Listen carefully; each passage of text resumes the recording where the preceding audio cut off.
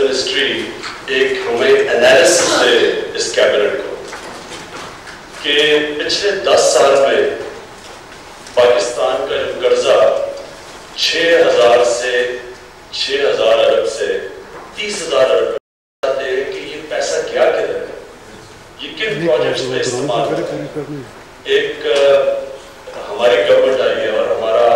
پہلا ہی صرف کنسرن یہ ہے کہ ان کے قرضوں کے اوپر ہم قرضے لیں، ان کی قسطیں لینے کے اوپر، یعنی ہم آج قرضے لے رہے ہیں، ان کی قرضوں کی قسطیں واپس کرنے پہ تو کم از کم ہمیں پتہ تو چلے کہ انہوں نے اس ملک پہ یہ جو قرضہ چڑھایا ہے یہ کیا کدھر ہے، کون سی ڈیمز بنی ہیں، کون سے بڑے پروجیکٹس بنے ہیں۔ تو یہ بڑا امپورٹنٹ ہے، یہ کیبنٹ کے لیے ڈیٹیل انالیسس چاہیے ہمیں آپ کہ یہ جو 6,000 سے 30,000 ارب آج پاکستان کا قرضہ ہے، ایک ڈیٹیل ہمیں انالیسس چاہیے کہ کن پروجیکٹس پہ کیا ہے، یہ کیسے خرچ ہوا ہے۔ اور یہ میں اس لیے چاہتا ہوں کہ ہم جو کیبنٹ ہے ہم اب آگے جا کے 10 دفعہ سوچیں گے کہ اگر ایک دفعہ ہمارا ملک مقروض ہے تو ہم نے اگر قرضے لینے ہیں تو وہ کم از کم قرضوں سے وہ اتنا پیسہ اکٹھا ہو، ویلتھ کریشن ہو تاکہ ہم قرضے تو واپس کر سکیں۔ یہاں جو قرضے لیے گئے ہیں جو ہمیں نظر آ رہا ہے اس سے تو مزید اور قرضے کی ضرورت پڑی ہے، کیونکہ وہ قرضوں میں تو خسارہ ہے، مثلا اورنج پلین ہے، اس کے اوپر تو مزید اور ہمیں قرضے لینے پڑیں گے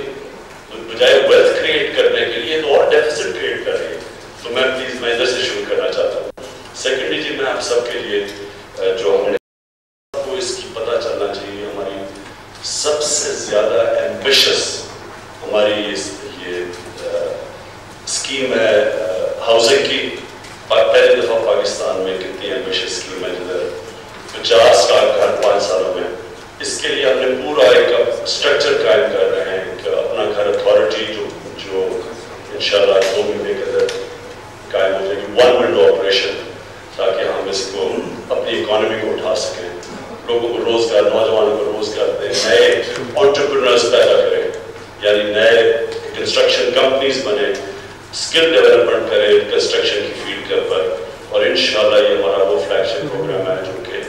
گروتھ ریٹ بھی اٹھا دے گا، انشاءاللہ ساری اکانومی اٹھا